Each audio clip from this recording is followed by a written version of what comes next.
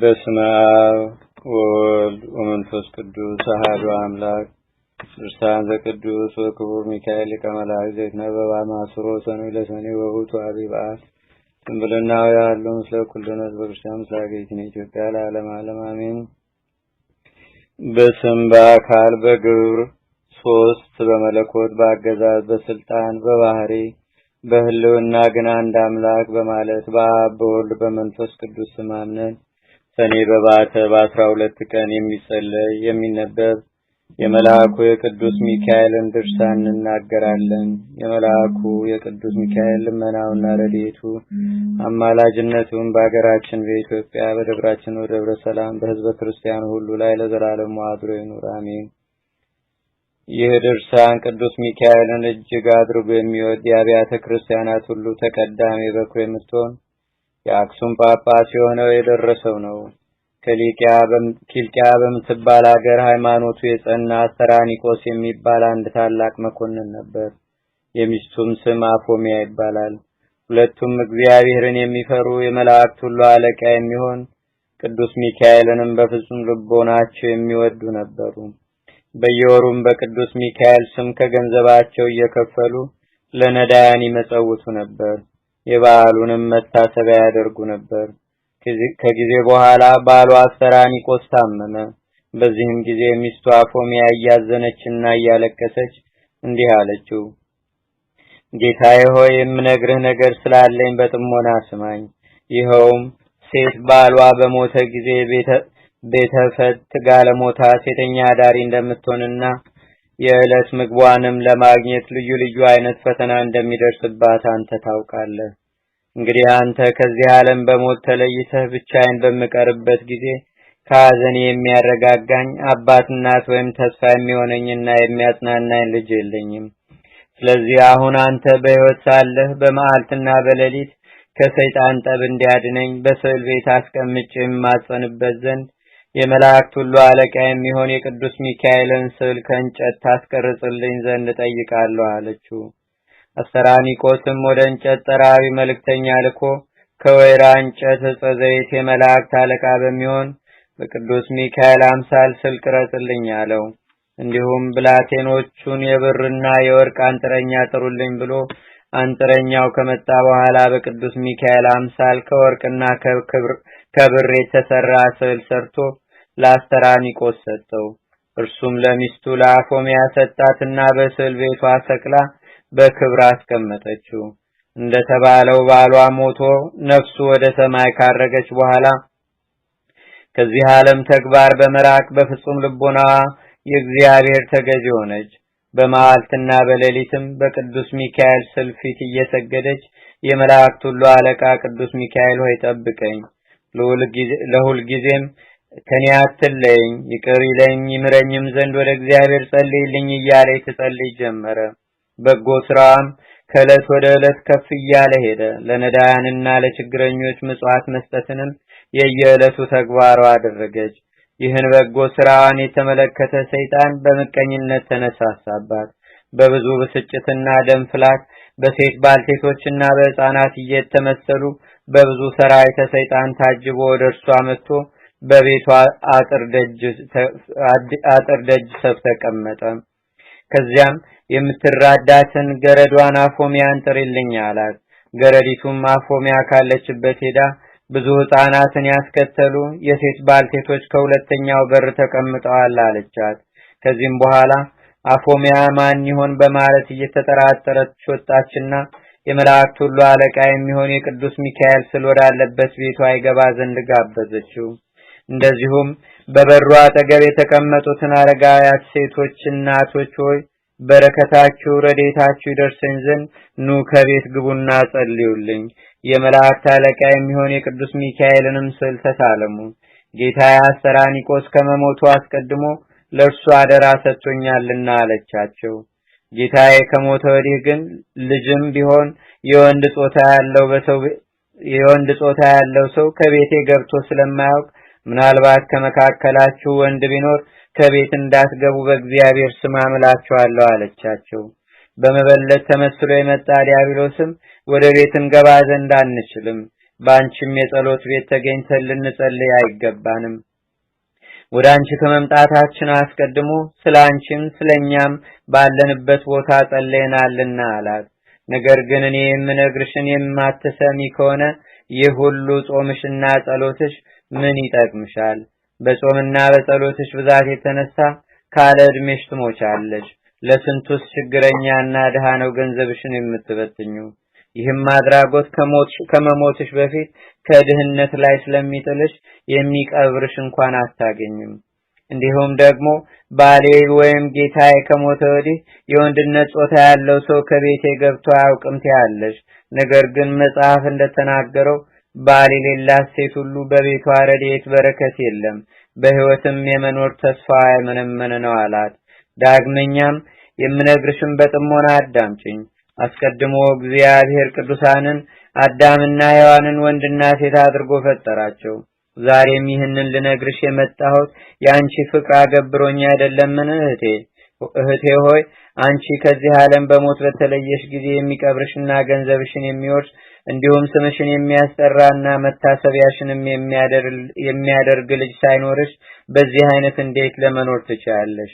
እነሆ አኖሬዎስ የተባለ ሰው ጠላቶቹ መንግስቱን ሊገለብጡና ሊቀሙት በተነሱበት ጊዜ በዚያው ዘመን ሚስቱ ስለመሞት አውቃለሁ። ዛሬም እነሆ እሱ ሚስት ሊያደርግሽ ይፈልጋል።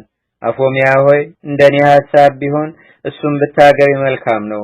ምክንያቱም ብዙ የወርቅና የብር ጥሎሽ ጥሎ አንቺን እንዲያገባ ከሱም ጋራ በመንግስቱ ሁሉ ንግስት ሆነሽ እንድትኖሪ ወደ አንቺ ልኮኛልና አላት። አፎሚያም ለዲያብሎስ እንዲህ ስትል መለሰችለት፣ አባቴ ሆይ የጫንከው ቆብ መልካም ነበረ። ነገር ግን አነጋገርህ መልካም አይደለ፣ እጅግ የከፋና የሚያስቆጣ ነው። አትጹሙ፣ አትጸልዩ፣ ለነዳያን ለምስኪናን ምጽዋት አትስጡ፣ አባት እናት ለሌላቸው ድሃ አደግ ልጆችም እርዳታ አታድርጉ ብሎ የተናገረው የትኛው መጽሐፍ ነው? ሁለተኛስ ባል አግቢ እያልክ የምትመክረኝ ሴት ባሏ ከሞተ በኋላ ሌላ ባል እንድታገባ ወይም ወንድም ሚስቱ ከሞተች በኋላ ሌላ እንዲያገባ አንተ የሰራኸው ነው ወይስ ከመጽሐፍ ያገኘኸው ነው? ከቶ በዚህ ሁሉ ነገር ልታስተኝ ትሞክራለህን? እኛስ ነብዩ ዮናስ ታላቂቱ ሀገር ነነዌ እስከ 3 ቀን ትጠፋለች ሲል እግዚአብሔር አዟል ብሎ እንዳስተማራቸው ሰምተናል። የነነዌ ንጉስም ይህን ሰምቶ ህዝቡን ንስሐ እንዲገቡ፣ ጾም እንዲጾሙ፣ ጸሎት እንዲያደርጉ፣ ምህላ እንዲይዙ ባዘዘ ጊዜም ህዝቡ እንደተዛዙ ስለፈጸሙ እግዚአብሔር ህዝቡን ይቅር አለ። ነነዌም ከጥፋት ዳነች። ሐዋርያው ቅዱስ ጳውሎስም በየጊዜው ንስሐ ግቡ፣ ጾሙ፣ ጸልዩ እያለም አስተምሮናል። እንዲሁም ጌታችንና አምላካችን መድኃኒታችን ኢየሱስ ክርስቶስን አንድ ባለጸጋ መጥቶ መምህር ሆይ ምን ሰርቼ መንግስተ ሰማያትን ልወርስ እችላለሁ ብሎ ቢጠይቀው ሂደህ ያለህን ሀብት ሽጥና ለድሃ ስጥ፣ ይህንንም ካደረግህ በኋላ መጥተህ ተከተለኝ እንዳለው በቅዱስ ወንጌል ተናግሯል። ታዲያ እንዴት አንተ ሌላ ባል አግቢ ብለህ ትመክረኛለህ? እኔ ግን የማውቀውን ልንገርህ። ርግብ ባሏ ከሞተ በኋላ ከሌሎች አዋፍ ጋር አትገናኝም፣ በጥፍሯም መላሷን ትሰነጥቃለች። ሌላው ፍስ እንኳን ሊቀርባት ቢፈልግ በታላቅ ጩኸት ጓደኞቿን ጠርታ ሁሉም ተረዳድተው ይገድሉት ዘንድ የለምን? ስለምን አንተ 2 ባል አግቢ ትለኛለህ? ይህ ሥራ የአረማውያን እንጂ የክርስቲያኖች ሕግ አይደለም። አንተ ርኩስ፣ ጠላቶቹ መንግስቱን ለመቀማት ሀገሩን ለመውረር እርሱንም ሊገድሉት የተነሱበትን አኖሬዎስን ይህን አይነት እንደማይሰራን ያስቀድሜ ያውቀዋለሁ። አሁንም የመላእክት ሁሉ አለቃ የሚሆን የቅዱስ ሚካኤልን ስዕል ተሳለም ዘንድ አመጣልሃለሁ ብላ ወደ ስዕል ቤት ፈጥና ገባችና የቅዱስ ሚካኤልን ስዕል አሳየችው። ያም ሰይጣን የቅዱስ ሚካኤልን ስዕል ባየ ጊዜ እንዳሞራ ክንፍ አውጥቶ ከሰራዊቱ ጋር አበረረ። ነገር ግን መለስ ብሎ አፎሚያ ሆይ አስትሽ ዘንድ መጥቼ ነበር፣ አንቺ ግን ድል ነሳሽኝ፣ ከወጥመዴም አመለጥሽ። ቢሆንም በቤትሽ ውስጥ ባለው በወርቅና በብር የተለበጠ በቅዱስ ሚካኤል የእንጨት ስዕል አትመኪ። በዓሉ የሚከበርበት እስከ ሰኔ 12 ቀን ድረስ አንዳች ነገር በላይሽ ላይ የማመጣ መሆኔን እንድታውቂው ሲል አስፈራራት። በዚያን ጊዜ በእግዚአብሔር ዙፋን ፊት ለመስገድና እንዲሁም ለሰው ልጅና ስለ ወንዞቿ ይቅርታን ይለምን ዘንድ ስለሚሄድ ወደ አንቺ ሊመጣ አይችልም።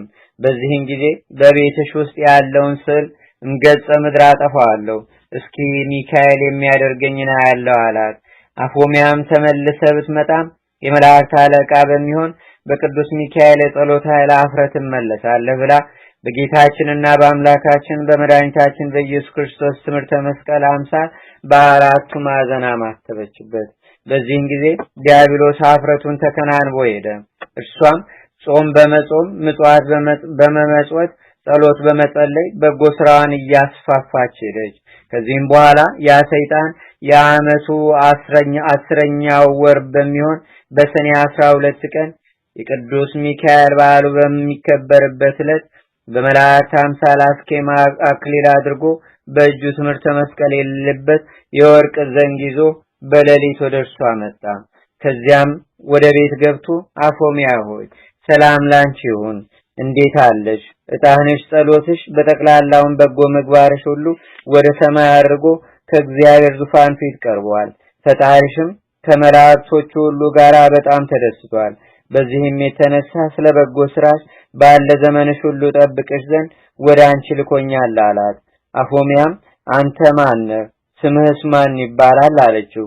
እርሱም እኔ የመላእክት ሁሉ አለቃ የምሆን የመላእክት አለቃ የምሆን ሚካኤል ነኝ። ባለፈው ጊዜ የቅዱስ ሚካኤል በዓሉ በሚከበርበት ዕለት በሰኔ 12 ቀን ለሰውና ለእንስሳት ሁሉ ከእግዚአብሔር ዘንድ ምሕረትን ለመለመን ስለሚሄድ ወደ አንቺ አይመጣም ሲል ዲያብሎስ ሲናገርሽ ሰምቼ ነበርና ስለዚህ እንዳይፈታተንሽና እንዳይበረታብሽ ስላንቺ ከሰማይ ወረድኩ። አሁንም ለኔ ልትሰግጂ ይገባሻል። ሰማያውያን መላእክት ወገኖችን በሰማይ ትቼ አንቺን ለማዳን ወደ አንቺ መጥቻለሁና አላት። አፎሚያም አንተ ቅዱስ ሚካኤል ከሆንክ ከቤቴ ውስጥ እንዳለው እንደ ቅዱስ ሚካኤል ስዕል በዘንግህ ጫፍ ላይ ትምህርተ መስቀል ለምን የለበትም አለችው። ዲያብሎስም እንደዚህስ አይደለም፣ በቤት ውስጥ ያለ ስዕል በሚያመሰግኑበት ጊዜ ምልክት እንዲሆን ይደረጋል። በእኛ በመላእክት ዘንድ ግን ይህ አይነቱ ምልክት የለም አላት። ዳግመኛም አፎሚያ ምድራዊ ንጉስ ማዘዣ ጽፎ በሚያስተላልፍበት ጊዜ ማህተም ሳያትምበት ቢልከው የሚያምነው ወይም የሚቀበለው የለም። እንደዚሁም መላእክት ከሰማይ በወረዱ ጊዜ በትረ መስቀል ያልያዘውን መልአክ ነው ብለው አያምኑትም፣ ይንቁታል እንጂ አለችው። ይልቁንም መልአክ ከሆንክ ትሳለመው ዘንድ የቅዱስ ሚካኤልን ስዕል ላምጣልህ አለችው። በዚህን ጊዜ ዲያብሎስ ፊቱ ተለወጠ፣ በጨለማ የተሸፈነ ተራራ አከለ፣ አይኖቹም እንደ እሳት ቀሉ፣ አፉም ጨለማን እንደተመላ ታላቅ ጉድጓድ ገደል መሰለ። ከአፉም ሽታው እጅግ የከፋ ጭስ ይወጣ ነበር። ተቅበጠበጠ። ይገድላትም ዘንድ ዘሎ አነቃትና አንቺ አፎሚያ እንዴት ይህን ያህል ፈተና ታመጭብኛለሽ? ከእንግዲህስ ካንቺው ጋር ሞታለሁ እንጂ አልተውሽም አላት። በዚህን ጊዜ በታላቅ ቃል ወደ ቅዱስ ሚካኤል እንዲህ ስትል ጮኸች። አቤቱ የመላእክት ሁሉ አለቃ የምትሆን ቅዱስ ሚካኤል ሆይ ፈጥነ ድረስና ከኔና ከአዳም ልጆች ሁሉ ጠላት አድነኝ አለችው። የመላእክት አለቃ ቅዱስ ሚካኤልም ያድናት ዘንድ ብርሃን ለብሶ ብርሃን ተጎናጽፎ ከሰማይ ወረደ። ብርሃኑም በቤቱ ሁሉ መላ። ከዚያም ዲያብሎስን በያዘው በትረ መስቀል በመታው ጊዜ በመሬት ላይ ዘረጋው። ዲያብሎስም ቅዱስ ሚካኤልን እግዚአብሔር የሰጠኝ ዘመኔ ሳይፈጸም እንዳታጠፋኝ በእግዚአብሔር ስም አምልሃለሁ አለው። ከዛሬ ጀምሮ ስምህ ከሚጠራበት ስዕልህ ካለበት ቦታ ሁሉ ፈጽሞ አልደርስም። የመላእክት አለቃ ሚካኤል ሆይ ቀድሞም ከሰማይ ያወረድከኝ፣ ከክብሬ ያዋረድከኝ፣ ከሹመቴ ሻርከኝ አንተ ነህ። አሁንም ይቅርታ አድርግልኝ እያለ ለመነው። በዚያኑ ጊዜ ቅዱስ ሚካኤል ዲያብሎስን አሳፍሮ አዋርዶ ለቀቀው። ወደ አፎሚያም መለስ ብሎ ንዕድ ክብርት የሆንሽ የእግዚአብሔር ታማኝ አገልጋዩ አፎሚያ ሆይ ጸሎትሽ፣ ምጽዋትሽ፣ በጎ ስራሽም ሁሉ ወደ ሰማይ አድርጓል፣ ከእግዚአብሔር ዙፋን ፊትም ቀርቧል።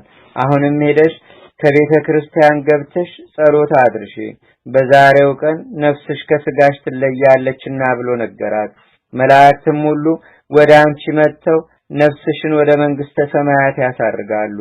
ከባለሽ ከአስተራኒቆስም ነፍስ ጋራም ለዘላለም በዚያ አርፋ ትኖራለች አላት።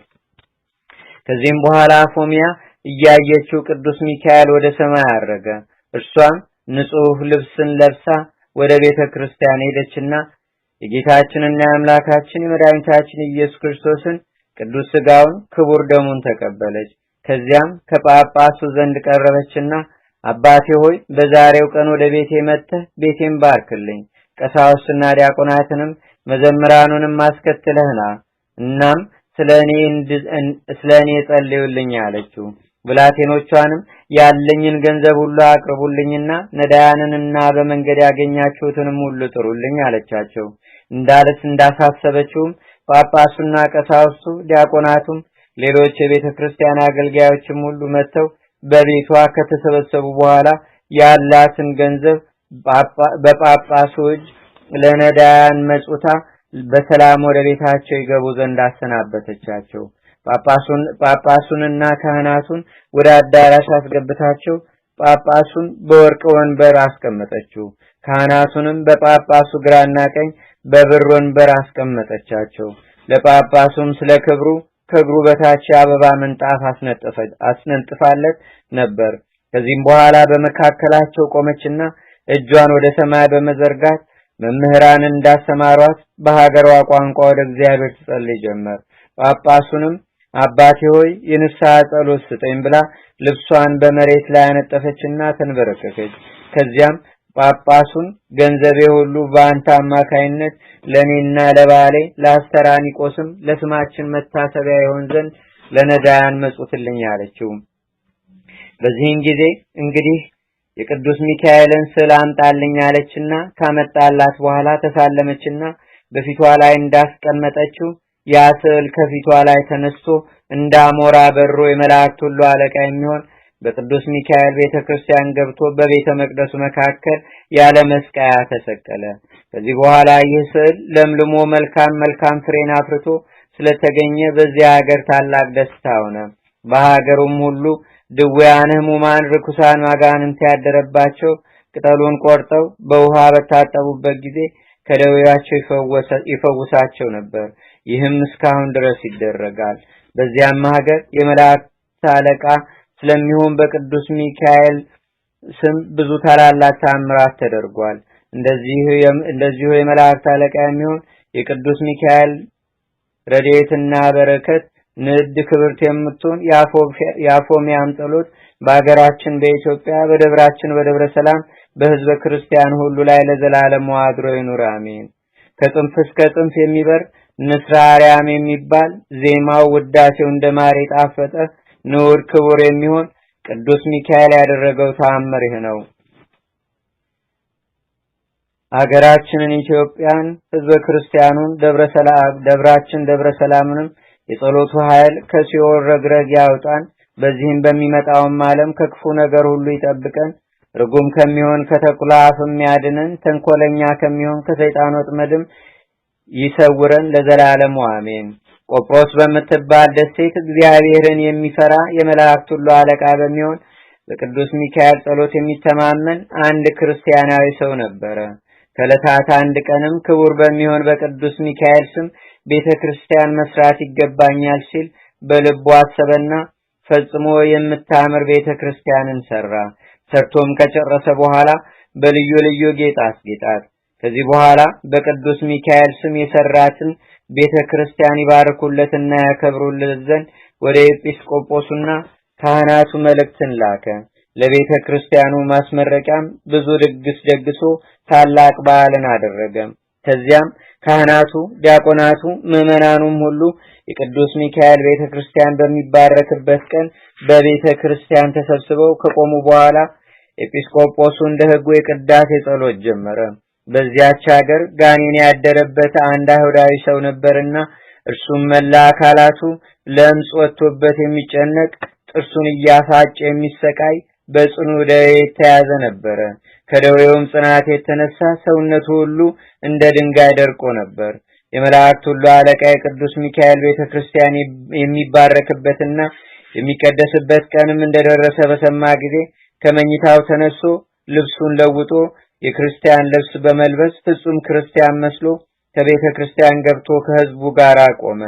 ኤጲስቆጶሱም ቅዳሴ ቤተ ክርስቲያኑን በፈጸመ ጊዜ የተቀደሰበትን ቅዳሴ ጸበል በቤተ ክርስቲያኑ ዙሪያና ግድግዳውን ሁሉ ሲረጭ የአይሁዳዊ በቆራጥ ልብ እና በጽኑ ሃይማኖትም ቅዳሴ ጸበሉን ተቀብሎ ራሱን ረጨ፣ ሰውነቱንም ሁሉ ታጠበበት። የመላእክት ሁሉ አለቃ ከሚሆን ከቅዱስ ሚካኤል ስልፊትም ከሚበራ የቀንዲል ዘይትም ወስዶ እንዲህ እያለ ተቀባ። አቤቱ ጌታዬ ቅዱስ ሚካኤል ሆይ ከዚህ ከጽኑ ደዌ ፈጥነህ ፈውሰኝ። ከዚህ ከክፉ የለምጽ በሽታም አድነኝ። ከዚህ ሁሉ በሽታዬ ብታድነኝ ለቤተ ክርስቲያንህ ምንም ያልተቀላቀለበት ንጹሕ የሆነ 20 ወቄት ወርቅ ሰጣለሁ። በጌታችንና በአምላካችን በመድኃኒታችን በኢየሱስ ክርስቶስም ተጠምቄ ፍጹም ክርስቲያን ሆናለሁ። የወልደ እግዚአብሔርንም ሰው መሆንንም አምናለሁ። ስለ አዳምና ሔዋን ስለ ልጆቻቸውም ሲል ከዳዊት ወገን ከተወለደች ከመቤታችን ከቅድስተ ቅዱሳን ከድንግል ማርያም ከስጋዋ ስጋ ከነፍሷ ነፍስ ነስቶ መወለዱን በትክክል ተቀብዬ አምናለሁ። ባለ የሕይወት ዘመኔም ሁሉ ለቤተ ክርስቲያን ሳገለግል እኖራለሁ አለ። ይህንንም ከተናገረ በኋላ እንቅልፍ አለውና በዚያች ሌሊት በዚያው በቅዱስ ሚካኤል ቤተ ክርስቲያን ውስጥ ተኝቶ አደረ። ከእንቅልፉም በነቃ ጊዜ ሰውነቱ ሁሉ በሙሉ ጤንነት ላይ ሆኖ ከለምጹ ተፈውሶ ከበሽታውም ድኖ አገኘው። ከዚህም በኋላ በታላቅ ደስታ እግዚአብሔርንና ቅዱስ ሚካኤልን እያመሰገነ ወደ ቤቱ ገባ። ያም አስቀድሞ ያስጨንቀው የነበረ ጋኔን ከሱ ተለይቶ ወጣ። በሰውነቱ ላይ ይታይ የነበረውም ለምጽም ጠፋ። ፈጽሞ ከሰውነቱ ላይም አንዳችም የበሽታ አይነት የቀረ ስላልነበረ ፍጹም ጤነኛ ሆነ። ያም አይሁዳዊ ከጽኑ ደዌው ፈጽሞ በዳነ ጊዜ ለቅዱስ ሚካኤል ቤተክርስቲያን እሰጣለሁ ብሎ ቃል የገባበትን ያንን 20 ወቄት ንጹሕ ወርቅንም ሰጠ። በዚያኑ ጊዜ ፈጥኖ ወደ ኤጲስቆጶሱ ዘንድ ሄደና ቅዱስ ሚካኤል ያደረገለትን ተአምራት ሁሉ ነገረው። ከለምጹ እንዳዳነውና ካደረበትም ጋኔን እንዴት እንዳላቀቀው አስረዳው። ከዚያም ኤጲስቆጶሱን አባቴ ሆይ ከዛሬ ጀምሮ ክርስቲያን ሆን ዘንድ እፈቅዳለሁ፣ ስለዚህ አጥምቀኝና ከቅዱሳን ማህበር አንድ አድርገህ ደምረኝ እያለ ለመነው። ኤጲስቆጶሱም እሺ ብሎ ከቤተሰቡና ከዘመዶቹ ጋር አጠመቀውና ክርስቲያን አደረገው። ከዚያም በኋላ የአይሁዳዊ ሰው በጸናች ሃይማኖት ጸንቶ በበጎ ሥራ ተጠምዶ የቅዱስ ሚካኤልን ቤተክርስቲያን ለማገልገል ወሰነ። እንዲሁም በጨለማ ለነበሩ ሰዎች ብርሃንን ወጣላቸው። በድንቁርና በቀቢጸ ተስፋ ለነበሩ ሰዎችም ዕውቀት ተገለጸላቸው። በክህደት በኃጢአት ለነበሩ ንስሐ ተሰራላቸው፣ ሃይማኖት ተሰጣቸው ተብሎ በነብዩ እንደተነገረ ቅዱስ ሚካኤል ቀድሞ ከነበረበት ጨለማ ወደ ብርሃን እንዴት እንደመለሰውና ያደረገለትንም ተአምራት ሁሉ ለሕዝቡ ሲነግር ኖረ። እንግዲህ ይህ አይሁዳዊ ከሚያሰቃየው ጋኔን ከሚያስጨንቀው ሕማም ኃጢአት ድኖ አዳኝ የሚሆን የክርስቶስ ብርሃን እንደበራለትና የይቅርታና የቸርነት መልእክተኛ በሚሆን በቅዱስ ሚካኤል ጸሎትና ልመና ከአረማዊነት ወደ አማናዊነት እንደመለሰው አይነ ልቦናውንም አብርቶ የሥላሴን አንድነት ሶስትነትንም ለማወቅ እንዳስቻለው ተረዱ። የወንጌል ልጆች የምንሆን እኛንም በስዕለቱ በአማላጅነቱ አይለየን፣ በከንቱ እንዳንጠፋ ከሰይጣን ወጥመድ ያድነን፣ ከሰራዊቱ ሁሉ ጋራ በቸርነቱ ይመግበን። ሰውን የሚያስቱ ሰራዊተ ሳጥናኤል አይተው ይሸሹ ዘንድ ሰይፈ ረድኤቱ ከጎናችን አይራቅ።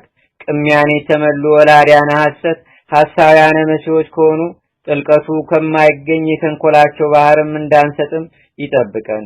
ከወጥመዳቸው እንዳንገባ በክንፈ ረድኤቱ ይሰውረን። ከዚህም ሁሉ በቸርነቱ መጋረጃ ይሰውረንም ዘንድ ሁልጊዜ እየመጣ ይጎብኘን። ከቀድሞ ጀምሮ ቂም በቀል የሌለበት የምህረት አማላጅ ነውና የመልአኩ የቅዱስ ሚካኤል ጸሎቱና ረድኤቱ አማላጅነቱ በአገራችን በኢትዮጵያ በደብራችን በደብረ ሰላም በሕዝበ ክርስቲያኑ ሁሉ ላይ ለዘላለም አድሮ ይኑር፣ አሜን። በአብ በወልድ በመንፈስ ቅዱስ ስም በማመን በባህሪ በህልውና እንደ አምላክ ብለን አምነን ሰኔ በባተ በ12 ቀን የመላእክት አለቃ የመላእክት ሁሉ አለቃ የሚሆን የቅዱስ ሚካኤል የበዓሉ መታሰቢያ እንዲከበር እንናገራለን። ልመናውና አማላጅነቱ ሀገራችን በኢትዮጵያ በሕዝበ ክርስቲያኑ ሁሉ ላይ ለዘላለም አድሮ ይኑር፣ አሜን። የሚከበርበትም ምክንያት እንዲህ ነው። እስክንድሪያ በምትባል ሀገር አክሉ በጥራ የተባለች የግብጽ ንጉስ ልጅ ዙሃል በሚባል ኮከብ ስም ያሰራችው ታላቅ ቤተ ጣዖት አዳራሽ ነበርና በየዓመቱ ሰኔ በባተ በ12ቱ ቀን ህዝቡ ተሰብስቦ ታላቅ በዓልን ያደርጉ ነበር። በዚያም አዳራሽ ውስጥ በዚያች ሀገር በሚኖሩ ሰዎች ዘንድ የሚፈራና የሚከበር ስሙ ዙሃል የሚባል የብርት ጣዖት ነበረ። በዓሉ በሚከበርበት ዕለትም ብዙ ፍሪዳ ይታረድ ነበር። አባ ለእስክንድሮስ የተባለ እስከ ተሾመ ድረስም ለዚያ ጣዖት ክብር እየሰጡ በዓል እያደረጉ ለብዙ ዘመን ቆዩ። ይኸውም የ300 ዓመተ ምህረት ተፈጽሞ የ4ኛው ምዕተ ዓመት መካከል ላይ ነበር። አባ ለእስክንድሮስም በእስክንድርያ ሀገር ሊቀ ጵጵስና በተሾመ ጊዜ ያን ጣዖት ይሰብረው ዘንድ ወዶ ሳለ በሀገሪቱ ያሉ አንዳንድ ወግ አጥባቂዎች ከለከሉት። ነገር ግን ቆስጠንጢኖስ ጻድቅ በነገሰ ጊዜ የክርስትና ሃይማኖት ስለተስፋፋች አባ ለእስክንድሮስ ዳግመኛ ይህን ጣዖት ሊሰብር ተነሳሳ። አሁንም እነዚያው ሰዎች እዚህን የጣዖት በዓል ስናከብር በብዙ ጊዜ ልምድ አለንና አትስበረው ሲሉ ከለከሉት። እነሆ ይህ ጣዖት እያለ ካንተ በፊት 18 ሊቃነ ጳጳሳት ነበሩ። ነገር ግን ልማዳችንን ሳይለውጡ በእርሱም ላይ አንዳችም ተቃውሞ ሳያደርጉ አልፈዋል አሉት። አባ ለእስክንድሮስ ግን ይህ ጣዖት የሚጠፋ እንጂ የሚያለማ ወይም የሚጠቅም አለመሆኑን መልሶ መላልሶ ነገራቸው። ብዙ ማስረጃንም አቀረበላቸው። እርሱን የሚያከብር ሁሉ ሰይጣናትን እንደሚያመልክ ሆኖ መቆጠሩንም ገለጸላቸው። ዳግመኛም አባ ለእስክንድሮስ እንዲህ አላቸው፣ ምክሬን ብትሰሙ ሐሳቤን ብትቀበሉ ይህንን በዓል ቀድሞ እንደነበረ አድርጌ ሰራላችኋለሁ። ነገር ግን ይህን ጣዖት ሰብረን ምኩራቡን ባርከን ቀድሰን ቤተክርስቲያን ሰርተን ክቡር በሚሆን በቅዱስ ሚካኤል ስም ሰይመን ታላቅ በዓል እናደርግለታለን። መስዋዕቱም ለልዑል እግዚአብሔር ይሆናል። የሚታረዱትም በጎች፣ ሰንጋዎች ለችግረኞች ለጦማዳሪዎችና ለአንካሶች መሰጠት አለባቸው። ስለዚህም ክብር ምስጋና ይግባውና ከጌታችንና ከአምላካችን ከመድኃኒታችን ከኢየሱስ ክርስቶስ ዘንድ ክቡር የሚሆን ቅዱስ ሚካኤል ክብር ያሰጣቸዋል አላቸው። እነሱም ይህ በጎ ምክር ደስ ስላሰኛቸው ትእዛዙንም በመቀበል የመላእክት አለቃ በሚሆን በቅዱስ ሚካኤል ስም ቤተክርስቲያን ሰሩ። ያችን ቤተክርስቲያን በእስክንድርያ ሀገር የታወቀችና ታላቅ ስመጥር ገዳም ሆነች። በግብጽ ሀገር እስላሞች እስከነገሱበት ድረስም ብዙ ዘመን ኖረች። ከነገሱ በኋላ ግን ያችን ቤተክርስቲያን አፈረሷት። ይህም በዓል ከተሰራ ጀምሮ እስከ ፈረሰችበት ቀን ድረስ ንዑድ ክቡር የሚሆን የቅዱስ ሚካኤልን በዓል የሀገሩ ሰዎች ሁሉ እየተሰበሰቡ ያከብሩት ነበር። ከነርሱም መካከል እግዚአብሔርን እጅግ አድርጎ የሚፈራ ወር በገባ በየ12ቱ ቀንም የቅዱስ ሚካኤልን ዝክሩን የሚዘክርና ይልቁንም በህዳር 12 እና በሰኔ 12 ቀን በታላቅ ክብር የሚያከብር አንድ ሰው ነበረ። ለዚህ እግዚአብሔርን ለሚፈራ ሰውም ርህራሄው የሌለው በሱም ላይ ጥላቻ ያደረበት ባለጸጋ ጎረቤት ነበረው። የቅዱስ ሚካኤልንም በዓል በሚያከብርበት ጊዜ ሁሉ ይዘብትበት ይሳለቅበትም ነበር። ይህ እግዚአብሔርን የሚፈራ ሰውዬ በዚህ አይነት በጎ ስራ ብዙ ጊዜ ከኖረ በኋላ ከዚህ ዓለም ድካም ያርፍ ዘንድ የሞቱ ጊዜ ቀረበ። ሚስቱንም ጠርቶ በጎ ስራ ከመስራት ለድሃ ከመመጽወት ቸል አትበይ፣ የቅዱስ ሚካኤልንም በዓል በየወሩ ከማክበር አትቦዝኝ፣ ይልቁንም በህዳር 12 እና በሰኔ 12 ቀን ከፍ ባለ ስነ ስርዓት እንድታከብሪ አደራልሻለሁ አላት። በሚሞትበትም ጊዜ ሚስቱ ጸንሳ ነበር። ይህም ሰው በሰላም አረፈና ፍጹም መንግስተ ሰማያትን ወረሰ። ከዚህም በኋላ ሚስቱ የመውለጃዋ ጊዜ ተቃርቦ ነበርና ምጥ ይዟት በታላቅ ጭንቅ ላይ እንዳለች አንተ የእግዚአብሔር መልአክ ሆይ በእኔ ላይ ይቅርታን አውርድ፣ ከዚህ ከደረሰብኝም ጭንቅ ይገላግለኝ ዘንድ ስለኔ እግዚአብሔርን ለምንልኝ፣ አንተ ከእግዚአብሔር ዘንድ ታላቅ ባለሟልነትን ተሰጥቷልና እያለች ለመነች። ይህንንም በምትልበት ጊዜ ያለችበት ቤት በብርሃን ተመላ። ከጭንቋም ዳነችና መልኩ በጣም ያማረ ልጅ ወለደች። የእግዚአብሔር መልእክተኛ ቅዱስ ሚካኤልም ከሰማይ ወርዶ ያን ሕፃን ባረከውና ቸርነት ርኅራኄ የሌለውን የዚህን ባለጸጋ ገንዘብና ሀብት እርሻውንም ሁሉ ይህ ሕፃን እንዲወርስ እግዚአብሔር አዟል አለ። ያን ጊዜም ያ ባለጸጋ በሴትዮዋ ቤት መስኮት አጠገብ ሆኖ ሁኔታውን ሁሉ ይመለከት ሊሰማም ነበርና ይህን ነገር በሰማ ጊዜ ልቡ በታላቅ ሐዘን ተነካ። ሕፃኑንም የሚገድልበትን ምክንያት ይፈልግ ጀመረ። ነገር ግን እግዚአብሔር በቅዱስ ሚካኤል ጸሎት ብላቴናውን ከክፉ ነገር ሁሉ ይጠብቀው ነበር። ብላቴናውም 10 ዓመት በሆነው ጊዜ እናቱ በጣም ችግር ጸናባት። በዚህን ጊዜም እምነት የጎደለው ያ ባለጸጋ ችግረኛ ስለሆንሽ ይላክልኝ ያገለግለኝም ዘንድ ልጅሽን ስጭኝና ምግቡንና ልብሱን ምንም ሳላጎድል ተንከባክቤ አኖረዋለሁ፣ ላንቺም 20 ወቄት ወርቅ ሰጥሻለሁ አላት። ይህንንም ባላት ጊዜ ስለ ችግሯ በጣም በመደሰት ልጇን ሰጠችውና 20 ወቄት ወርቅ ተቀበለች። ብላቴናውንም በወሰደ ጊዜ እንግዲህ ሐሳቤ ሁሉ ዛሬ ተፈጸመልኝ እያለ በጣም ደስታ ተሰማው። ከዚህ በኋላ በልጁ ቁመት ልክ ሳጥን አሰርቶ ሕፃኑን በሳጥኑ ውስጥ አግብቶ ከቶ በላዩ ላይ ቆለፈበትና ሳጥኑን ወስዶ ከባህር ጨመረው። እንዲሁም የሳጥኑን ቁልፍ መክፈቻ አብሮ ወረወረው። ነገር ግን በእግዚአብሔር ፈቃድ ያ ሳጥን ሳይሰጥም በባህሩ ላይ እየተንሳፈፈ ከዚያች አገር ርቃ ወደምትገኝ የባህር ወደብ ደረሰ። በባህሩ አካባቢ በጎቹን አሰማርቶ የሚጠብቅ አንድ ሰው ነበርና ያን ሳጥን ባየው ጊዜ ከባህሩ አወጣና ወደ ቤቱ ወሰደው። ቤቱን በደረሰ ጊዜ ይህን ሳጥን በምን ከፍተዋለሁ እያለ ሲያወጣ ሲያወርድ ተመልሶ ወደ ባህሩ ይሄድ ዘንድ እግዚአብሔር አሳሰበው። በሄደም ጊዜ አንድ አሳ የሚያጠምር ሰው አገኘ። ያ በግ ጠባቂም አሳ አጥማጁን በኔ ስም መረብህን ወደ ባህር ጣልና የተሰገረው አሳ ለኔ ይሆናል፣ ዋጋውን ግን ከፍላለሁ አለው። አሳ አስጋሪውም እንደተነጋገሩት መረቡን ከባህር ቢጥል ታላቅ አሳ ተያዘና ለሰውየው ሰጥቶ ዋጋውን ተቀበለ። እርሱም ያን አሳ ከቤተሰቦቹ ጋር ጠብሶ ይበላ ዘንድ በሽኮላ ወደ ቤቱ ሄደና የአሳውን ሆድ ቢሰነጥቀው የዚያን የሳጥን ቁልፍ መክፈቻ አገኘ። በዚያን ጊዜም ይህ መክፈቻ የዚህ ሳጥን ቁልፍ መክፈቻ መሆን አለበት ሲል አሰበና ቁልፉን ለመክፈት ቢሞክር ወለል ብሎ ተከፈተ።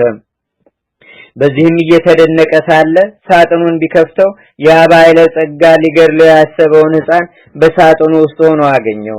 ባየውም ጊዜ እጅግ ተደስቶ በባህር ውስጥ ስላገኘው ስሙን ባህራን ብሎ ሰየመውና እንደ ልጁ አድርጎ ይንከባከበው ዘንድ ወሰነ። ከባህራን ሀገርም የበግ ጠባቂው ሀገር የ10 ቀን ጎዳና የሚያስኬድ ርቀት ነበረው። ከብዙ ዓመታትም በኋላ ያ ባለጸጋ ሰው ለንግድ ከሀገሩ ወጣ። በጉዞም ላይ ሳለ ፀሐይ ስትገባ ከዚያ የበግ ጠባቂው ዘንድ ደረሰ። በግ ጠባቂውንም ወንድሜ ሆይ በአንተ ዘንድ የማድርበት ቢኖር ታሳድረኝ ዘንድ እለምንሃለሁ፣ ኪራዩንም ከፍልሃለሁ ብሎ ጠየቀውና ያ በግ ጠባቂ ወደ ቤቱ አስገባው። ባለጸጋውም ገብቶ ጥቂት ካረፈ በኋላ በግ ጠባቂውን ያን ብላቴና ባህራን ብሎ ሲጠራ በሰማ ጊዜ ልጅህ ነውን ብሎ ጠየቀው። በግ ጠባቂውም አዎን፣ ይህ አሁን ጎልማሳ ሆኖ የምታየው ወጣት ገና ሕፃን ሆኖ ሳለ በሳጥን ተከቶ ከባህር ውስጥ ተጥሎ አግኝቼው ወስጄ አሳድጌዋለሁና ልጄ ነው አለው። ባለጸጋውም ይህንን ነገር በሰማ ጊዜ ፈጽሞ ደነገጠ። ይገድለውም ዘንድ ፈልጎ በባህር ውስጥ የጣለው ሕፃን መሆኑንም አወቀ። በበነጋውም መንገዱን ለመሄድ ሲዘጋጅ ልዩ ምክንያት ሰይጣናዊ ሐሳብን በመፍጠር በግ ጠባቂውን ወንድሜ ሆይ አንድ የማስቸግርህ ጉዳይ አለኝ፣ ይኸውም በቤቴ የረሳሁት ነገር ስላለ እገሪት ወደምትባል ሀገር ሄዶ መልእክት ያደርስልኝ ዘንድ ይህን ብላቴናህን እንድትሰጠኝ ነው። የድካሙንም ዋጋ 20 ወቄት ወርቅ ከፍልሃለሁ አለው። ያን በግ ጠባቂ ስለ ወርቁ ስጦታ ደስ በመሰኘት ያን ጎልማሳ ጠርቶ ልጄ ባህራን ሆይ ይህ ክቡር ሰው ለሥራ ጉዳይ ወደ ቤቱ ሊልክህ ይፈልጋልና መልእክቱን አድርስለት፣ እግዚአብሔር በሰላም ያግባ ሲል ጠየቀው። ልጁም እሺ መልካም ነው አባቴ ሆይ ያዘዝከኝን ሁሉ ለመፈጸም ዝግጁ ነኝ አለው። ከዚህም በኋላ ያ ባለጸጋ ይህችን የመልእክት ደብዳቤ ይዞ ወደ አንተ የመጣውን ስሙ ባህራን የተባለውን መልእክቷ በደረሰች ጊዜ ፈጥነህ ግደለው፣ ገድለህም ሬሳውን ከጉድጓዱ ጣለው። እኔ በሰላም ተመልሼ እስክመጣ ድረስም ማንም ይህን ምስጢር አይወቅ የሚል ጽሑፍ ለሹሙ ጽፎ አዘጋጀ። እንደዚሁም በሹሙና በሱ መካከል የሚተዋወቁበትን ማህተብ በደብዳቤው ላይ አትሞ ለባህራን ሰጠው። ለመንገዱም የሚሆነውን ስንቅ ሰጥቶ ላከው። እርሱም መልእክቱን ለማድረስ በሚጓዝበት ጊዜ ከቦታው ለመድረስ የአንዲት ቀን መንገድ ሲቀረው እነሆ ክቡር የሚሆን የመላእክት አለቃ ቅዱስ ሚካኤል በንጉሥ ጭፍራ አምሳል በፈረስ ተቀምጦ ወደ እርሱ ደረሰና ወዴት እንደሚሄድ ጠየቀው። ባህራንም ከአንድ ባለጸጋ ሰው የተጻፈ ደብዳቤ ይዤ እርሱን ለማድረስ ገሪት ወደምትባል ሀገር ሄዳለሁ አለው። ንዑድ ክቡር የሚሆን ቅዱስ ሚካኤልም እስኪ የመልእክቱን ደብዳቤ አሳየኝ ባለው ጊዜ ከግርማው የተነሳ ፈርቶ ሰጠው። መልአኩም ደብዳቤው ላይ የተጻፈውን መልእክተ ሞት ደምስሶ ከኔ ከባለጸጋ ገሪት ተጻፈ ይልና ይህን መልእክት ይዞ ለመጣ ሰው ገሪት የምትባለዋን ልጄን አጋቡት፣ ዳሩለት። በዱር የተሰማራውን ከብቴንም በቤት ያለውን ሀብቴን በጠቅላላው የሚንቀሳቀስና የማይንቀሳቀስ ንብረቴን በሙሉ አውርሻለሁና እኔ እስክመጣም ድረስ አትጠብቁ። በሄድኩበት ሀገር የምቆይበት ጉዳይ አለኝና በቤቴና በንብረቴ ላይ ሙሉ ስልጣን ሰጥቻለሁና የወደደውን ያደርግ ዘንድ አስከልክሉት። ስለዚህም በእኔና በአንተ መካከል የምንተዋወቅበትን ምልክት አድርጌበታለሁ የሚል ጽሑፍ ጽፎ ሰጠውና እንግዲህ ወደ ባለጸጋው ቤት ሂድና ይህን መልእክት አድርስ፣ ነገሩን እንዳይገለጽብህም ከኔ ጋራ መገናኘታችንንና የመልእክቱንም ጽሑፍ እንደለወጥኩልህ ለማንም አትንገር ሲል አስጠነቀቀው። ባህራንም እሺ ጌታዬ እንዳዘዝከኝ አደርጋለሁ ብሎ ጉዞውን ቀጠለና የዚያን ባለጸጋ ቤት እየጠየቀ ከደረሰበት በኋላ ደብዳቤውን ለሹሙ ሰጠው። ያም ሹም ደብዳቤውን ተቀብሎ ሲያነብ የታተመበት ማህተም እውነተኛ መሆኑን ካረጋገጠ በኋላ እግዚአብሔር እንዳዘዘው በቤተ ክርስቲያን ደም የባለጸጋውን ልጅ በተክሊል አጋባው። የሰርጉንም በዓል እስከ 40 ቀን ድረስ በታላቅ ደስታ አከበሩ። ከሰርጉም በዓል ፍጻሜ በኋላ ያ ባለጸጋ ሰው ከሄደበት ሀገር ወደ ሀገሩ ተመልሶ ገባና በቤቱ አካባቢ ሲደርስ የደስታና የዘፈን ድምጽ ስለሰማ ይህ የምሰማው ድምጽ ምንድነው ሲል ጠየቀ። ሰዎቹም ባህራን የተባለ ጎበዝ ካንተ ዘንድ ልጁን ዳሩለት የሚል ትእዛዝ አምጥቶ ልጅህን አግብቶ በሰርጉ ምክንያት ይዘፍናሉ፣ ይደሰታሉ። እነሆ እየበሉና እየጠጡ በቀንና በሌሊትም እየዘፈኑ ሲደሰቱ 40 ቀን ሆኗቸዋል። በመልእክትህም እንዳዘዝከው ገንዘብህን የወንድና የሴት ባሮችህን በጠቅላላ የሚንቀሳቀስና የማይንቀሳቀስ ንብረትን ሁሉ በሙሉ አስረክበውታል አሉት። ያም ባለጸጋ ይህን ቃል በሰማ ጊዜ ከድንጋጤውም የተነሳ በታላቅ ቃል በመጮህ ከመሬት ላይ ተከስክሶ ሞተና ነፍሱን አጋንንት ተረክበው ወደ ሲኦል አወረዷት። ከዚህም በኋላ ባህራን የተባለ ያጎልማሳ ንዑድ ክቡር የሚሆን የቅዱስ ሚካኤልን በዓል በየወሩ እያከበረ ዝክሩን እየዘከረ ይኖር ጀመረ። በዚያን ጊዜ በጉዞ ላይ ሳለም ተገልጾለት የሞቱን መልእክት ወደ ሕይወት የለወጠለት ቅዱስ ሚካኤል እንደሆነም አወቀ፣ ተረዳ። ስለዚህም ንዑድ ክቡር በሚሆን በቅዱስ ሚካኤል ስም ያማረች የተዋበች ቤተክርስቲያንን ሰራ። ስዕሉንም አሰርቶ በውስጡ አስቀመጠ። በኋላ ሕሙማንና ድውያንን በመፈወስ በስዕሉ ላይ ልዩ ታምራት ተደረጉ። ባህራንም በዚች ቤተክርስቲያን ላይ ማዕረገ ቅስናን ተሹሞ እስከ ዕለተ ሞቱ ድረስ የመላእክት አለቃ በሚሆን በቅዱስ ሚካኤልን ሲያገለግል ኖረ። እርሱ ያሳደገውም አባቱና እናቱ ልጆቹና ቤተሰቦቹም ሁሉ ስለሱ በቅዱስ ሚካኤል ጸሎትና ልመና የዘላለም ሕይወት ያለበት ፍጹም መንግስተ ሰማያትንም ወረሱ። በዚያች እግዚአብሔር ወልድ ከሙታን ተለይቶ በተነሳባት ዕለት ቅዱስ ሚካኤል በእግዚአብሔር ዙፋን ፊት እየዘገደ እንዲህ እያለ ይማልዳል። አቤቱ ፈጣሪ ሆይ በምድር ላይ ስሜን የሚጠሩትን መታሰቢያዬን ዝክር የሚያዘክሩትን ትምርልኝ ዘንድ እኔ አገልጋይ መልእክተኛህ እለምንሃለሁ። ቸርነትህንና ይቅርታህንም እሻለሁ። እውነት ስለሚሆን መሐላ አንተ ይቅር ባይ ነህና። ክብር ምስጋና ይግባውና እግዚአብሔርም እንዲህ ሲል ይመልስለታል። የመላእክት አለቃ ሚካኤል ሆይ በሰማይ ያሉ መላእክት ይለምኑሃል። እነሆ እኔም እሳታውያን በሚሆኑ ክንፎች እየታቀፍ 3 ጊዜ ከሲኦል ነፍሳትን ታወጣ ዘንድ አዝሃለሁ። ሁሉን ለማድረግ እንድትችል ስልጣን ሰጥቻለሁና አለው። የመላእክት አለቃ ቅዱስ ሚካኤልም ይህን የቸርነት ቃል በሰማ ጊዜ እጅግ ተደሰተ። እንዳዘዘውም በምድር ላይ መታሰቢያውን የሚያደርጉትን ነፍሳት 3 ጊዜ በክንፉ እየታቀፈ አውጥቶ ባህረ እሳትን አሻገራቸው። የልህም ነፍሳት ቁጥራቸው እጅግ የበዛ ስለሆነ ከእግዚአብሔር በቀር ቁጥራቸውን የሚያውቀው የለም። ወንድሞቼ ሆይ እንግዲህ ንዑድ ክቡር የሚሆን የቅዱስ ሚካኤልን በዓል በሚቻለን መጠን ከማክበር አንቆጠብ። ክብር ምስጋና ይግባውና ጌታችንና አምላካችን መድኃኒታችን ኢየሱስ ክርስቶስ በቅዱስ ወንጌል እንደተናገረም ቀዝቃዛ ውሃ እንኳን ለተጠማው የሚያጠጣ ሁሉ ዋጋውን አያጣምና።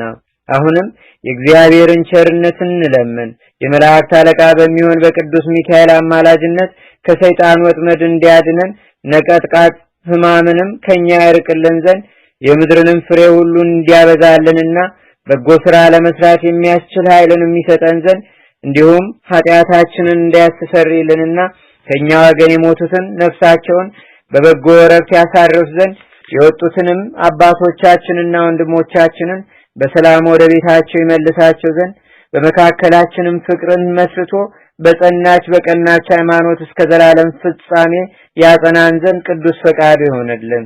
ንዑድ ክቡር የሚሆን የመላእክት ሁሉ አለቃ ቅዱስ ሚካኤል ያደረገው ተአምር ሊቆጥሩት የማይቻል ብዙ ስለሆነ በእኛም ላይ ኃይለ ረድኤቱ በአገራችን በኢትዮጵያ በሕዝበ ክርስቲያኑ ሁሉ ላይ ለዘላለሙ አድሮ ይኑር፣ አሜን። በአብ በወልድ በመንፈስ ቅዱስ ስም አምነን በባህሪ በህልውና አንድ አምላክ ብለን ክብር ምስጋና ይገባውና በዛሬው ዕለት እግዚአብሔር ቅዱስ ሚካኤልን በወገኖቹ በመላእክት ሁሉ ላይ ከክብሩና ከገናናነቱ ጋር እንደሾመው እንናገራለን። ንዑድ ክቡር የሚሆን የመላእክት አለቃ የቅዱስ ሚካኤል ተአምራቱ ብዙ ነውና ስለዚህ የቤተ ክርስቲያን ሊቃውንት የቅዱስ ሚካኤልን በዓል በየወሩ በ12 ቀን እናከብር ዘንድ አዘውናል። የቅዱስ ሚካኤል ጸሎቱና በረከቱ ረድኤቱ አማላጅነቱም በአገራችን በኢትዮጵያ በደብራችን በደብረ ሰላም በሕዝበ ክርስቲያኑ ሁሉ ላይ ለዘላለሙ አድሮ ይኑር፣ አሜን። በቸርነቱ ላይ ለሰው ታዛዥ ለሆነውና በይቅር ባይነቱ ለታወቀው መልአክ ለቅዱስ ሚካኤል ሰላም እላለሁ። አስቀድሞ እግዚአብሔር ወደ ሰማይ ማድረግ በዚህ መልአክ የመለከት ድምጽ መነፋት እንደሆነ ዳግመኛም በሚመጣበት ጊዜ እንዲሁ ይሆናል። ዳግመኛም በዛሬው ዕለት ንድ ክብርት የምትሆን አፎሚያ የረፍቷ ቀን እንደሆነ እንናገራለን። ይህችም ቅድስት አፎሚያ የተባለች ሴት አንድ እግዚአብሔርን የሚፈራ አስተራኒቆስ የተባለ ሰው ሚስት ናት። ይኸውም ሰውዬ ምጽዋትን የሚሰጥ 3 በዓላቶችንም በየወሩ የሚያከብር ነበር። እንዲሁም በዓላት የመላእክት አለቃ የሚሆን የቅዱስ ሚካኤልን በዓል ወር በገባ በየ12 ቀን የእመቤታችን የቅድስተ ቅዱሳን የድንግል ማርያምን በዓል በየወሩ በ21 ቀን የጌታችንና የአምላካችን የመድኃኒታችን የኢየሱስ ክርስቶስን የልደቱን መታሰቢያ በዓል ወር በባተ በ29 ቀን ሲያከብርና መታሰቢያቸውንም ሲያደርግ ይኖር ነበር። ይህም ሰው የሚሞትበት ቀን በደረሰ ጊዜ በሕይወቱ ሳለ የሚያደርገውን ምጽዋት እንዳታስቀር ባለቤቱን አዘዛት። ይልቁንም የሊህን የሶስቱን መታሰቢያ በዓላት ዝክር እንዳታሳጉል አደራ አላት። እርሷም በቤቷ ውስጥ አኑራ ከሰይጣን ፈተና ትከላከልበት ዘንድ የቅዱስ ሚካኤልን ስዕል አሰርቶ እንዲሰጣት ባሏን ጠየቀችውና አሰርቶ ሰጣት። ባሏም ከዚህ ዓለም በሞት በተለየ ጊዜ አስቀድሞ እርሱ ከሚያደርገው በጎ ሥራ አንዳችም ሳታጓድል ትሰራ ጀመር። ሰይጣን ይህን በተመለከተ ጊዜ በቅናት ተነሳባት። በመበለት መነኮሳይትም ተመስሎ እየመጣ ስላንቺ በጣም ነው የማዝነው እያለ በነገሩ ሊያግባባት ሞከረ። አሁንም እድሜሽ ወደ እርጅና ከመግፋቱ በፊትና ገንዘብሽም ከማለቁ አስቀድሞ ባላግብተሽ ልጅ ትወልጂ ዘንድ መክርሻለሁ አላት። ቀጥሎም ባልሽ እንደሆነ መንግስተ ሰማያትን ወርሷል፣ ምጽዋትን አይፈልግም ባላት ጊዜ እርሷም ከእንግዲህ ከሌላ ወንድ ጋር ላልገናኝ ለእግዚአብሔር የመሐላ ቃሌን ሰጥቻለሁና አላደርገውም ስትል መለሰችለት። ርግቦችና ቁራዎችስ እንኳን ባላቸው ከሞተ ሌላ ባል አያውቁም። ባሪያ እግዚአብሔር ለተፈጠሩ ሰዎችማ ይህን ማድረግ እንዴት ይገባል አለችው። ነገሩን እንዳልተቀበለችው ባየም ጊዜ መልኩን ለውጦ ዛሬ ባይቻለኝ በሌላ ቀን መጥቼ ሐሳቤን እንድትቀበይ አደርጋለሁ ሲል በታላቅ ቃል ጮኸ። እርሷም የቅዱስ ሚካኤልን ስዕል አወጣችና ከዚያ ደምጥማጡን አጠፋችው። ከዚያም በሰኔ 12 ቀን እንደ ልማዷ ለማክበር ስትዘጋጅ ሳለ ዳግመኛ ያ ሰይጣን በመልአክ አምሳል ተመስሎ መጣና ሰላም ላንቺ ይሁን ቸራለሽና አላት። እኔ የመላእክት አለቃ ሚካኤል ነኝ። እነሆ ገንዘብሽን በምጽዋት ማባከንሽን ትተሽ ከምዕመናን ወገን ለአንዱ ሚስት ትሆኚ ዘንድ እግዚአብሔር ወደ አንቺ ልኮኛል። በዚህም ላይ ያለ ባል የምትኖር ሴት መቅዘፊያ የሌላት ወይም መልቋ እንደተቋረጠ መርከብ መሆኗን ወቂ አላት። ከመጽሐፈ ብሉያት ልዩ ልዩ ጥቅሶችንም እያመጣ ተመልከች። አብርሃም፣ ይስሐቅና ያዕቆብ፣ ዳዊት፣ ሌሎችም እነርሱን የመሰሉ ሁሉ ሚስት አግብተዋል። ነገር ግን የእግዚአብሔር ባለሟሎች እንደነበሩ አስቢ አላት። ቅድስት አፎምያም መልሳ አንተ የእግዚአብሔር መልአክ ከሆንክ የመታወቂያ ምልክት የሚሆን ትምህርተ መስቀል ወዴት አለ? የንጉስ መልእክተኛ የሆነ ሁሉ የንጉሱን ማህተም ሳይዝ ወደ ሌላው መልእክት ሊያደርስ ያሄድምና አለችው።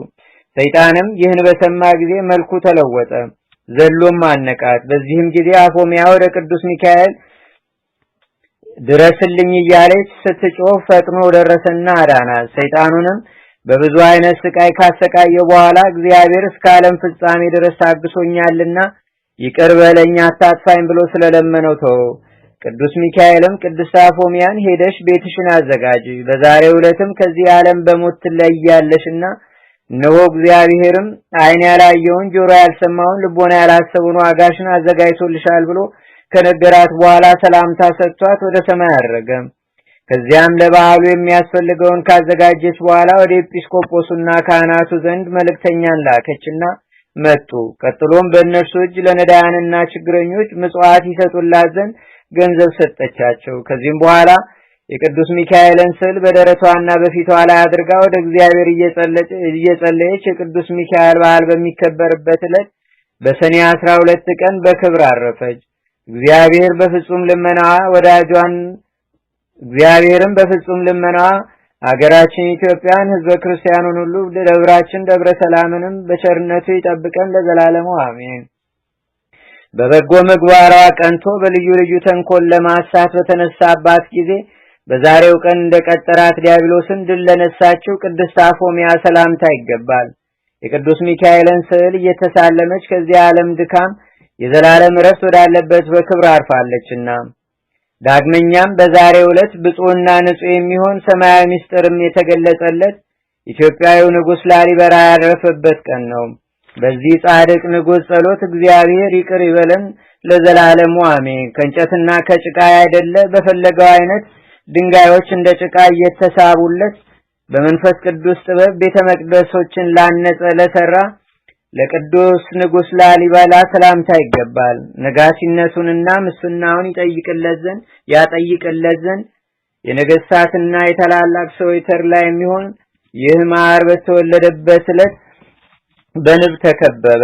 በደገኛው ጻድቅ ትንቢትም የሊቀ ጵጵስናውን ሹመት ከእግዚአብሔር ላገኘ ለሊቀ ጳጳሱ ለቄርሎስም ሰላም ላለው ከዚህ ዓለም ስህተት በራቀ በዚህ መምህር ጠለ ምሕረትም ምዕመናን ለመለሙ ደቂቀ ወንጌልም በረከቱ የመልአኩ የቅዱስ ሚካኤል ረድኤትና በረከቱ አማላጅነቱም በአገራችን በኢትዮጵያ በደብራችን በደብረ ሰላም ለዘላለሙ አድሮ ይኑር አሜን። ሰላም ለክሙ ፍስሐ ተድላ ለተረውጹ በሰረገላ ናኩቶ ለአብ ምራ ገብረ ማርያም ላሊበላ እቀቡኒ ለበቂክሙ ማፋንበሳ ተኩላ እስመ በምስለሞት አልቤ መሐላ ሰላም ለክሙ ናኩቶ ለአብ ምራ ገብረ ማርያም ላሊበላ ዘነገስክሙ በፍስሐ ለዛቲ ዓለም ከመትኩኑ ተስፋ ኦ አጋስቴ ሰርከ ነጋ ቀብጎ ለስጋይ ከመይር ከምንጻ እግዚአብሔር ሚካኤል ዘገብረ በደላሊበላ መንክረ ልሳነ ማዋቲ ዘይይክ ነጊረ አበ መንፈስ ቅዱስ ነባቢ በከመ ዘመረ ነያ መካን ጎልጎታ እንተ ተጸውር ምስጢረ ለአማኑኤል ዘትሰምይ ዘይረ። አቤቱ ጌታችንና አምላካችን መድኃኒታችን ኢየሱስ ክርስቶስ ሆይ ከብልጽግናቸው ብዛት የተነሳ ብዙ መባ ካገቡት ይልቅ የዳይቱን አነስተኛ መባ እንደተቀበልክ ለሁል ጊዜ የሚያገለግሉ አእላፍ መላእክትን እያሳሰብን በችግራችን ጊዜ የምናቀርብልህን ምስጋና ተቀበል። እናንተም ቅዱሳን ነቢያት፣ የወንጌል ሰባኪያን ሐዋርያት፣ ሰማዕታትና ጻድቃን፣ ትጉሃን መላእክትና ፍጹማን ደናግል እንዲሁም ደጋጎች መነኮሳት ሆይ ልጅ አዋቂ ሳይለይ የምንሰበሰብባትን የጉባኤ ቦታ ባርኩ። ይህን መጽሐፍ ወረቀት አዘጋጅቶ ብራና ደምጾ የጻፈውና ያጻፈውንም ከግዕዝ ወደ አማርኛ የተረጎመውም ቃለ ንባቡንም በእርጋታ መንፈስና በተመስጦ ሕሊና ያደመጠ በደለኛና ሁሉን የምታስምር የጌታችንና የአምላካችን የመድኃኒታችን የኢየሱስ ክርስቶስ እናቱ በምትሆን በቅድስተ ቅዱሳን በድንግል ማርያም ጸሎት ጌታችንና አምላካችን መድኃኒታችን ኢየሱስ ክርስቶስ አገራችን ኢትዮጵያን በደብራችን ደብረ ሰላምን ሕዝበ ክርስቲያኑን ሁሉ በቸርነቱ ይጠብቀን ለዘላለሙ አሜን። አቡነ ዘበሰማያት